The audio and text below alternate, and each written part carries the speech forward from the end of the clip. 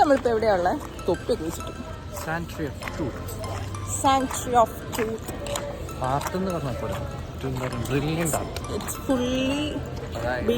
എല്ലാം വുഡ് വെച്ച് മാത്രം. ലോക്കിങ് വരെ ഒരു കമ്പി ഇട്ട് പോലും കിട്ടിയിട്ടില്ല.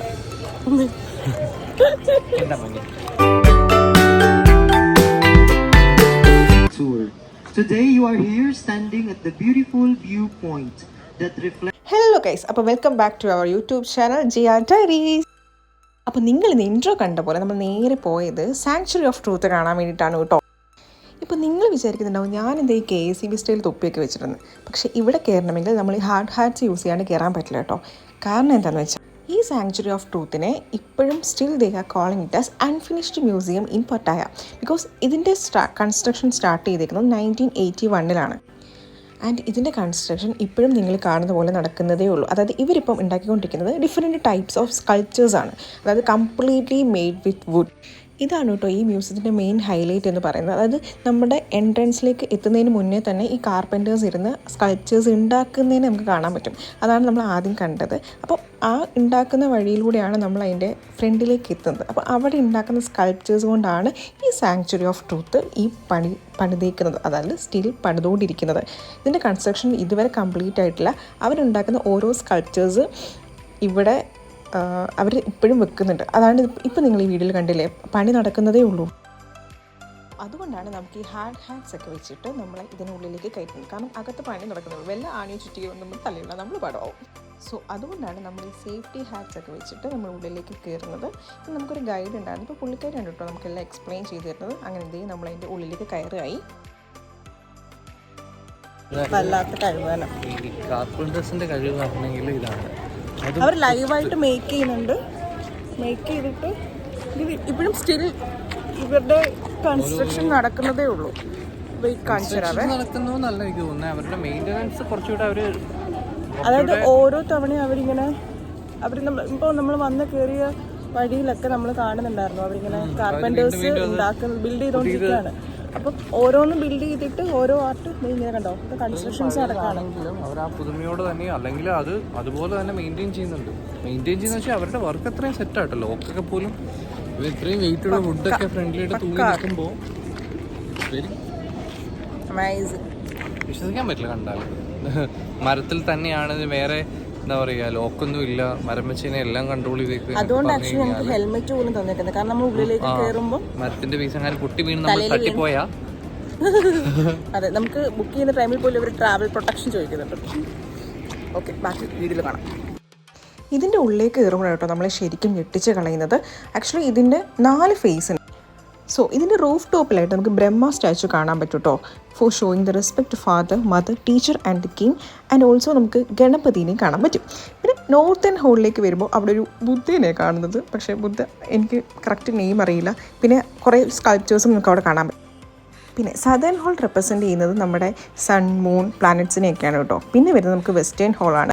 അവിടെ ഫുൾ റെപ്രസെൻറ്റ് ചെയ്യുന്നത് earth, water, winter and fire ആണ് കേട്ടോ. പിന്നെ കൂടാണ്ട് നമുക്ക് സ്കൾപ്ചേഴ്സ് കാണാൻ പറ്റും. ബ്രഹ്മദേവൻ്റെയും വിഷ്ണുദേവൻ്റെയും ആൻഡ് ശിവൻ്റെയും കാണാൻ പറ്റും കേട്ടോ. പിന്നെ ഈസ്റ്റേൺ ഹോളിലേക്ക് വരുമ്പോൾ നമുക്ക് കൂടുതൽ ഫെമിലിയർ റെപ്രസെൻറ്റേഷൻസ് ആണ് കേട്ടോ കാണാൻ പറ്റുന്നത്. They are mainly focusing on eastern religious concept and cycle of life. ഇതൊക്കെയാണ് കേട്ടോ ഇതിൻ്റെ പിന്നാമ്പുറ കഥകൾ. ഇതിൽ കൂടുതൽ എനിക്ക് പറയാൻ അറിയില്ല. എനിക്ക് അറിയാവുന്നതിൻ്റെ മാക്സിമം ഞാൻ അവിടെ ചെന്നതിൽ നിന്ന് എനിക്ക് മനസ്സിലായതാണ് കേട്ടോ ഞാനിപ്പോൾ ഈ പറഞ്ഞതൊക്കെ.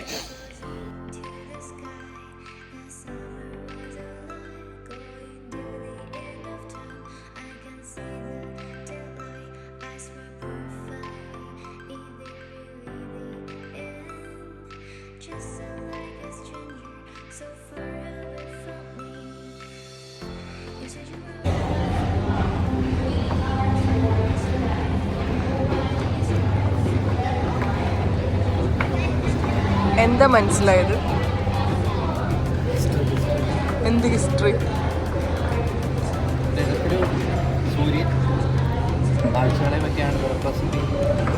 ഇതെന്ത് തേങ്ങ വായിച്ചത്? ആകെ അറിയാം സമാട്ടിക്ക.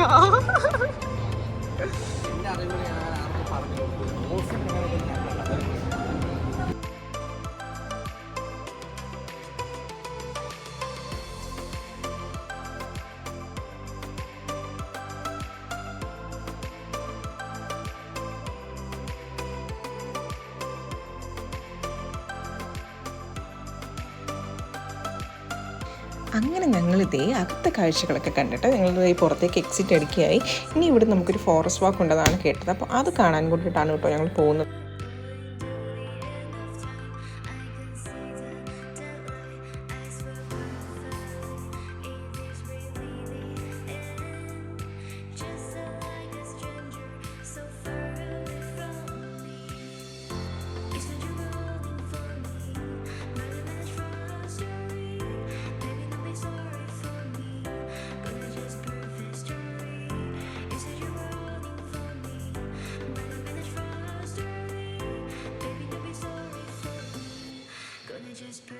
നമ്മൾ സാങ്ച്വറിയിൽ നിന്ന് ഇറങ്ങി കഴിയുമ്പോൾ തന്നെ നമുക്കൊരു ഫോറസ്റ്റ് വാക്ക് ഉണ്ട് കേട്ടോ.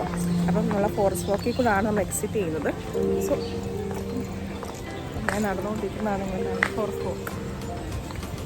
ഫോറസ്റ്റാന്നൊക്കെ പറയുന്നുണ്ട്, പക്ഷേ വലിയ സംഭവങ്ങളെല്ലാം തോന്നുന്നുണ്ട്. ഒരു കാടിൻ്റെ നടുവിൽ കൂടി നമുക്കിങ്ങനെ നടക്കാൻ പറ്റും.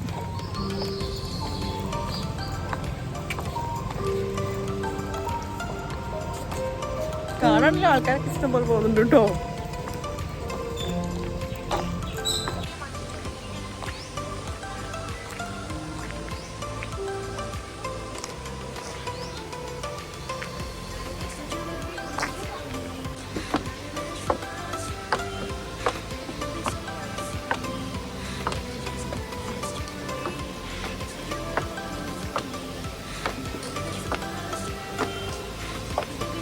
അപ്പോൾ ഗൈസ് ഞങ്ങൾ ഇന്നത്തെ എന്താണ് sanctuary of truth forest walk ഇവിടെ അവസാനിക്കുക. ഞങ്ങളുടെ എക്സിറ്റ് ആക്ച്വലി ഇത് കാണാണ്ട് പോയതുകൊണ്ട് ശരിക്കും മിസ് ചെയ്തേനെ. അടിപൊളിയായിരുന്നു. അണച്ച് ഞങ്ങൾ ക്ഷീണിച്ചു. അപ്പോൾ ഞങ്ങളതേ കയറിയായി. അപ്പോൾ ബൈ.